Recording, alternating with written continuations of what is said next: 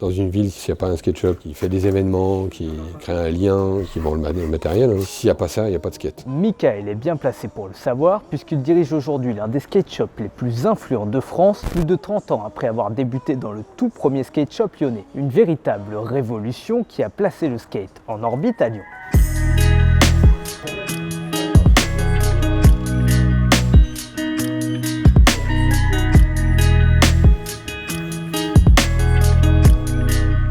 Le surplus d'aînés, c'était cette petite boutique rue Vaucourt dans le 2e arrondissement.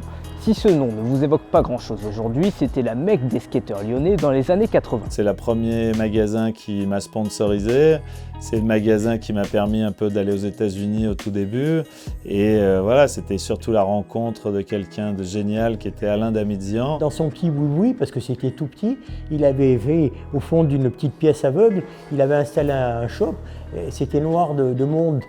En permanence. Le skate, c'était pourtant loin d'être son fonds de commerce. À la base, c'était un peu un pont avec les États-Unis, c'est-à-dire que c'était une friperie qui importait les premiers 501 des US. Et puis un jour, il y avait un peu de place dans un container, donc il a mis des skateboards dedans. On traînait tout le temps au surplus parce que c'était l'endroit où il fallait squatter. Il n'y avait rien à foutre de savoir si Alain devait vendre des jeans pour vivre ou pas. N'importe qui d'autre se serait tiré des plombs, aurait foutu tous les gamins dehors d'un cassez-vous. Sans lui, la scène locale n'aurait jamais pu admirer des pro-skateurs américains à Lyon. Le surplus d'aînés payait des Américains pour venir faire des démos dans la région. Pour nous, c'était un rêve, quoi. Alain déplaçait facilement 1000-1500 gamins dans un shop qui peut en contenir 30 au maximum. Et tous ces gens, ils étaient dans la rue, ils skataient. C'était quelque chose qu'il faut avoir vu, quoi. Mais son principal fait d'armes a été de croire en ces jeunes. Il y avait un gros site dédié au skate, c'était 3615 Skate. On écrivait des articles, il nous a payé des voyages à Madrid. On avait les moyens de faire des conneries puisqu'on pouvait faire des vidéos, on avait des magnétoscopes, on avait des caméscopes. J'avais plus ou moins arrêté l'école et quand il a voulu s'agrandir, c'est là qu'il m'a demandé est-ce que tu veux venir travailler. Ils prennent finalement la relève en 1992, fini le surplus d'aînés, place maintenant à ABS pour Aîné Board Shop et aux premières difficultés avec le voisinage. On était perçus un peu peut-être comme des rebelles parce qu'on faisait du bruit. Surtout on était dans le quartier d'Aîné qui est hyper catholique et hyper coincé. Celle-là neuve sous blister, c'est vrai que tu la mettais en vitrine. Ils aimaient bien être un peu provocateurs, mais en fait les gens ils ont porté une attention à ça parce que c'était dans le quartier d'Aîné, quoi. Sinon, ça aurait pu passer très très bien ailleurs. Celui qu'on appelle Dédé, c'est le gérant du Cardiff Café, à quelques pas d'ici, Martiniquais. Il a subi les mêmes préjugés à son arrivée au milieu des années 80. Et il faisait la même chose pour le bar, pour l'établissement. Alors, je ne sais pas si c'est parce que c'était un black qui tenait l'établissement ou quelque chose. Mais qu'importe pour ce spécialiste des planteurs, son bar marchait à plein régime grâce aux skateurs qui composent alors 90% de sa clientèle. Ils étaient là tout le temps.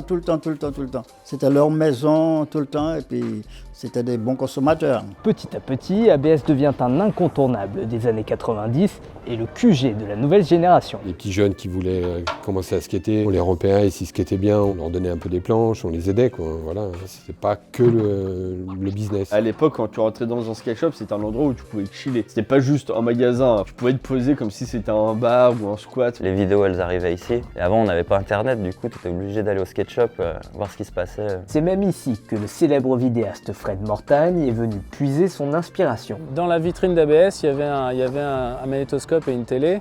Et des fois, il passait une vidéo que David avait fait avec plein d'anciens de Lyon. Et je trouvais ça génial de voir, grâce à une vidéo, de pouvoir voir et montrer et partager plein de choses. C'est vrai que ça nous faisait plaisir qu'il y ait une relève et que la scène lyonnaise soit influente. Victimes de leur succès, les gérants d'ABS ouvrent un second shop intitulé Wall Street qui deviendra un des premiers sponsors du champion, Aurélien Giraud. On l'a repéré un petit peu, on dit bon voilà celui-là faut l'aider un petit peu. On l'a soutenu, voilà, s'il avait besoin de matériel, on lui faisait des avantages par rapport à d'autres clients, quoi. En moins d'une décennie, le skate passe du statut de sous-culture à celui de phénomène populaire dans les années 2000, bien loin de ses racines underground. C'était plus marginal, quoi. C'était moins connu du grand public. Il y avait, mais c'était vraiment que des passionnés un peu dans leur monde.